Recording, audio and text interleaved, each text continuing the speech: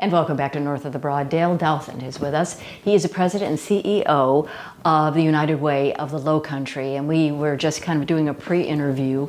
There has been a community needs assessment. It was completed about a year ago, and the result of that has really kind of shifted focus for the United Way to look at self-sufficiency, and that is that. And I want to understand really what self-sufficiency is, and how it differs from poverty. So Dale, welcome to the program. This is a heavy topic. Yeah. It's deep. We only have, just 5 minutes, but jump right in. Yeah, I mean, we could talk for hours about this. I do it all the time, but we oftentimes hear about the poverty level in communities. And when we talk about poverty, we're talking about the federal income poverty guidelines. And those guidelines were established decades ago. Right.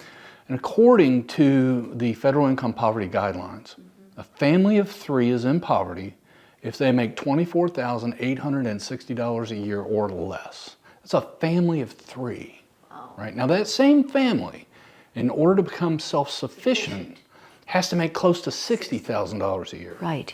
So what does it mean to be self-sufficient? That's a great question. So being self-sufficient means standing on your own 2 feet without having to go get handouts, without needing rent assistance or food assistance, right? So you're able to take care of yourself and your family, make sure you're providing for them, and not worrying about failure on a constant basis. So for a family of 3, you're saying the family, the wife works, the husband works, daycare needs, food, everything to live, they have to at least make $60,000. Close to $60,000 a year. It depends on the family makeup. So if it's a single mother with an infant and a 2-year-old, it's going to actually cost more than 2 adults and a teenager. True. Because childcare, medical, so on and so forth.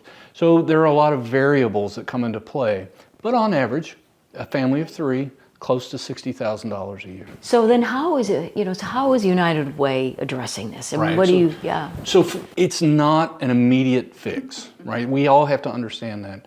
It has taken us decades to get in the situation. It's going to take us decades to get out of the situation. First, we have a 3 priority areas that we're going to focus on. Okay. Basic needs first. Okay. That's the foundation. Right. So if a person is hungry, if a person doesn't have a roof over their head, they can't think about bettering themselves. They're going to think about getting some food or making sure they've got a roof over their head. So making sure folks have those basic needs covered first.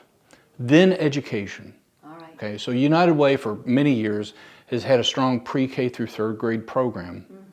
We're expanding that from cradle to career. So we're going to focus on prenatal into the school years, and then making sure our school-age children are successful in school, and even into young adulthood. Okay, that's number 2. Now what about 3? 3 is economic mobility. So making sure that folks that are already in the job market have the support systems they need to stay employed, to improve their employment outlook. So this could be financial literacy training, this could be child care assistance, or dependent care assistance, because sometimes it's the parents you're taking care of, not the children, right?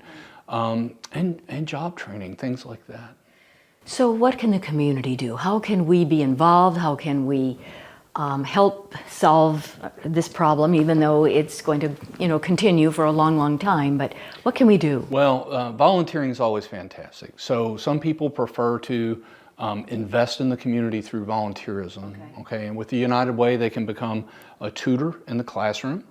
They can work at our VITA program, our Volunteer Income Tax Assistance program, to help with that economic mobility. I love that program. Oh, it's a fantastic I know program. it.